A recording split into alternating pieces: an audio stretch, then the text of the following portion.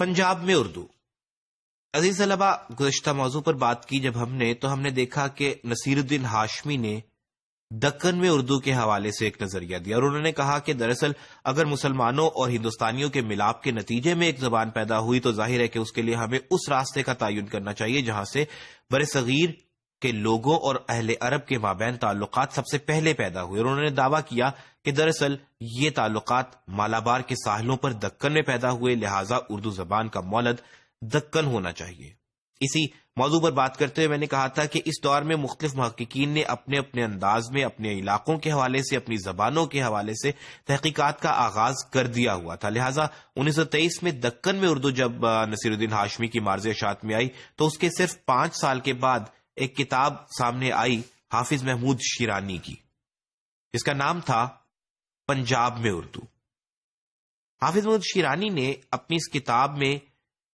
بڑی شد و مد سے اس بات کو ثابت کرنے کی کوشش کی کہ اردو کا تعلق دہلی سے نہیں پنجاب سے ہے. انہوں نے دکن میں نصیر الدین ہاشمی کے نظریات کو تو اپنے ابتدائی ابواب میں یہ کہتے ہوئے ٹال دیا کہ ظاہر ہے کہ اردو کا اور عربی کا تعلق ایک خاندان سے نہیں ہے، لہٰذا یہ زبان وہاں پر جنم نہیں لے سکتی. لیکن انہوں نے خاصا فوکس رکھا پہلے ان نظریات کو جو ابتدائی لوگوں نے پیش کیے تھے، جن کا مطالعہ ہم گزشتہ موضوعات میں کر چکے ہیں. سر سید احمد خان یا امیر امان دہلوی یا محمد حسین آزاد. اب حافظ محمود شیرانی نے سب سے پہلے ان نظریات کو رد کیا. انہوں نے کہا کہ بات یہ ہے کہ مسلمان بہرحال زیادہ تر جو آئے ہیں وہ شمالی ہند سے آئے ہیں، یعنی کہ جیسے میں نے آپ سے اس وقت بھی پہلے موضوع پہ بات کرتے ہوئے کہا تھا کہ شمالی ہند کا وہ ایریا جسے آج ہم پنجاب سے لے کر تقریباً پشاور تک دیکھ سکتے ہیں. حافظ محمود شیرانی نے دہلی کے نظریے کو رد کرتے ہوئے ثابت کی بات اور اپنے قول میں کہا کہ اردو دہلی کی قدیم زبان نہیں ہے، بلکہ وہ مسلمان کے ساتھ دہلی جاتی ہے. چونکہ مسلمان پنجاب سے ہجرت کر کے جاتے ہیں، اس لیے ضروری ہے کہ وہ پنجاب سے کوئی زبان اپنے ساتھ لے کر گئے ہوں. عزیز طلبہ، ذرا غور کیجئے تاریخی حوالے سے کہ بر صغیر پر شمالی ہند سے حملوں کا آغاز، باقاعدہ آغاز تقریباً 1000 عیسوی میں ہوتا ہے جب محمود غزنوی بر صغیر پر حملہ کرتا ہے. اس کے بعد یہ سلسلہ چلتا چلا جاتا ہے.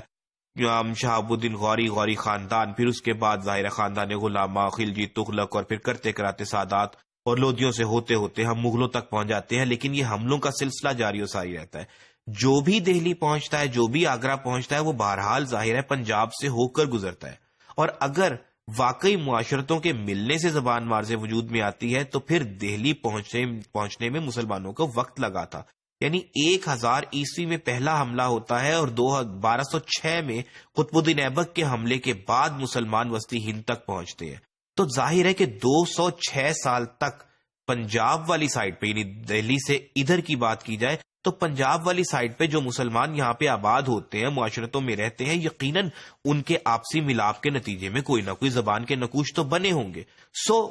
شیرانی نے سب سے پہلے تو شد و مد سے بزرگوں کی آراء کو، بلکہ انہوں نے اپنی کتاب میں ایک جگہ کہا بھی کہ یہ تو تبرکن ان کو ہمیں صرف لینا چاہیے، تو انہوں نے ان آراء کو سب سے پہلے رد کیا. پھر اس کے بعد انہوں نے لسانی پہلو واضح کیا اور ثابت کیا کہ کس طرح سے لسانی اعتبار سے اردو دراصل وسطی ہند میں یا دہلی میں نہیں، یا اسی طرح سے دکن میں نہیں، بلکہ پنجاب میں پیدا ہوئی ہوگی. انہوں نے کہا کہ اس میں شک نہیں کہ پنجابی اور اردو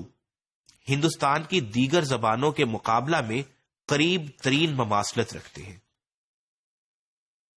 ان کی صرف و نحو، قواعد و مسائل میں باہم مطابقت ہے اور 60% سے زائد الفاظ مشترک ہیں. اب عزیز طلبہ، ظاہر ہے کہ یہاں پر اس مختصر سے موقع پر یہ بتانا یا اس بات کو واضح کرنا کہ صرف و نحو سے کس طرح سے ہم لوگ اردو اور پنجابی کو ایک دوسرے کے قریب پاتے ہیں، قواعد و مسائل کون کون سے ہیں، ظاہر ہے کہ اس مختصر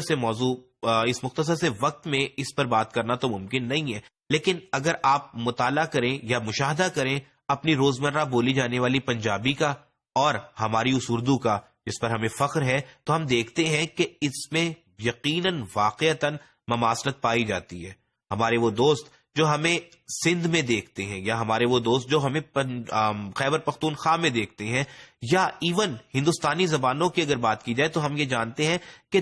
باقی زبانوں کے مقابلے میں، یعنی پشتو اور اردو میں پائی جانے والی مماثلت کے مقابلے میں سندھی اور اردو میں پائی جانے والی مماثلت، یا اگر ہم ہندوستان کی بات کریں تو بنگالی یا تیلگو اور اردو میں پائی جانے والی مماثلت کہیں کم ہے پنجابی اور اردو میں پائی جانے والی مواصلت کے مقابلے میں۔